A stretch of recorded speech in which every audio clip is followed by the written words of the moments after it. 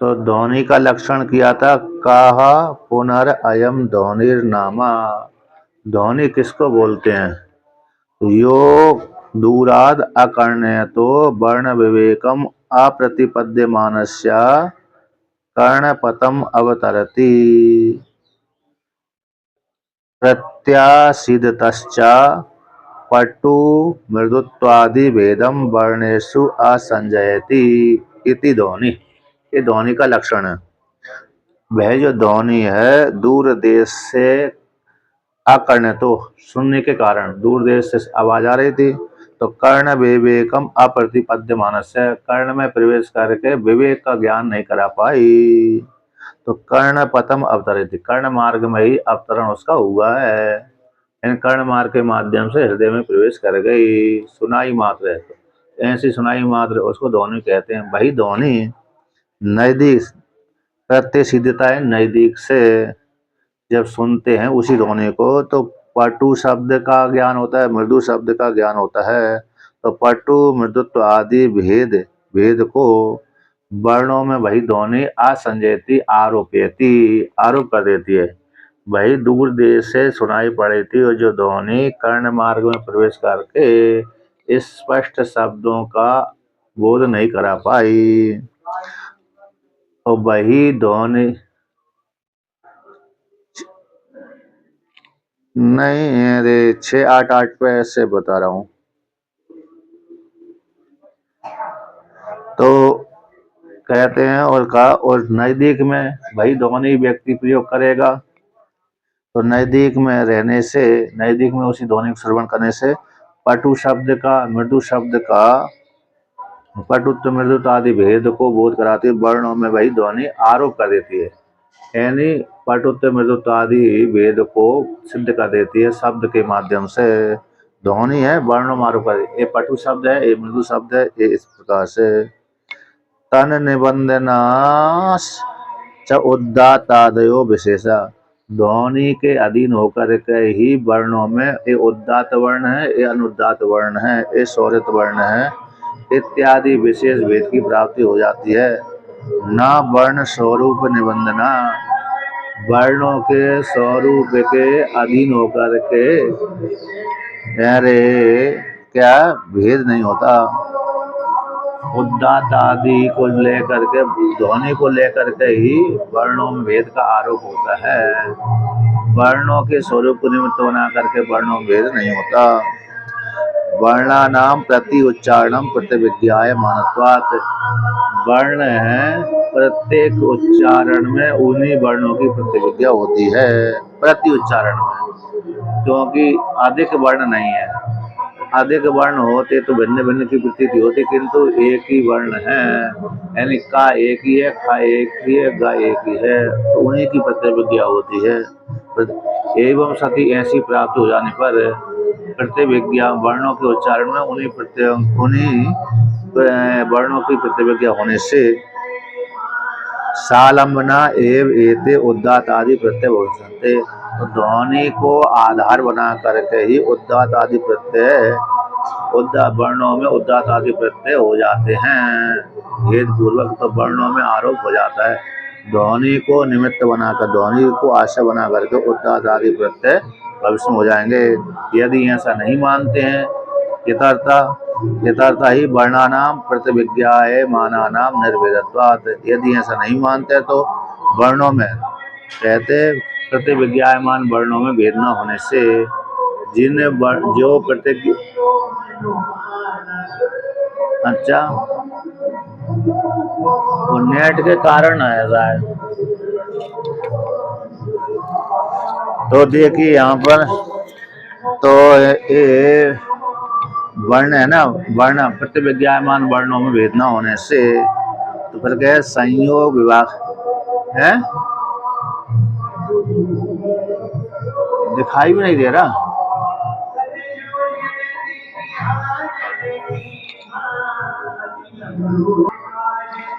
तो यहाँ पर कहते हैं कि इतरता यदि स्वीकार नहीं करते हैं, ध्वनि को लेकर के उदात्त आदि जो भेद हो जाता है, यदि ऐसा स्वीकार नहीं करते हैं तो वर्णानाम प्रतिविज्ञायमानानाम निर्भेदात्, जो प्रतिविज्ञा के द्वारा जाने जाने वाले जो वर्ण उनमें भेद न होने से, वर्णों का जो प्रतिविज्ञा होती है, प्रतिविज्ञा वाले वर्णों में भेद न होने के कारण तो संयोग विभाग करते हैं उदात्त आदि विशेषा कल्पना।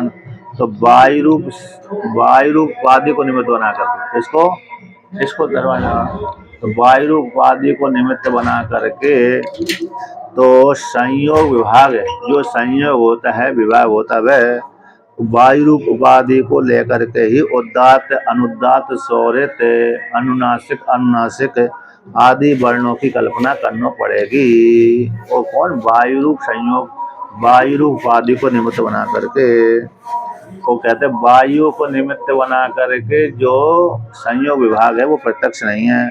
संयोग विभाग का नाम च अप्रत्यक्षत्वात्, क्योंकि वायु का निमित्त बना, वायु उपाधि को निमित्त बना करके जो शब्दों में संयोग विभाग है वो ऐसा वायु को लेकर के संयोग विभाग का प्रत्यक्ष न होने से,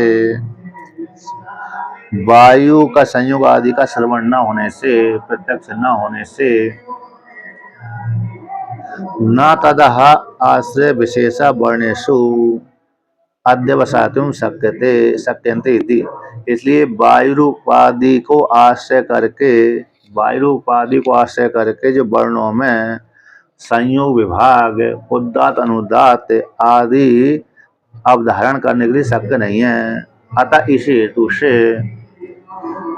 निरालंबना एव एते उदात्त आदि प्रत्यक्षु, यदि ध्वनि को निमित्त नहीं मानेंगे तो ये उदात्त आदि जो धर्म हैं वर्णों में आरोप किए जाते हैं वे उदात्त आदि कैसे हो जाएंगे? आलम्बन से रहित हो जाएंगे, आलम्बन से आश्रय से रहित हो जाएंगे। इस प्रकार से तो ध्वनि रूप उपाधि को लेकर के ही वर्णों में उदात्त अनुदात्त आता है।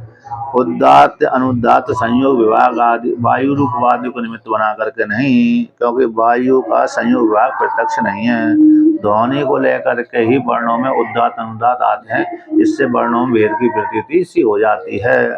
वर्णों में भेद नहीं है बल्कि वर्णों की तो प्रतिविज्ञा होती है। अपिचा और भी कहते हैं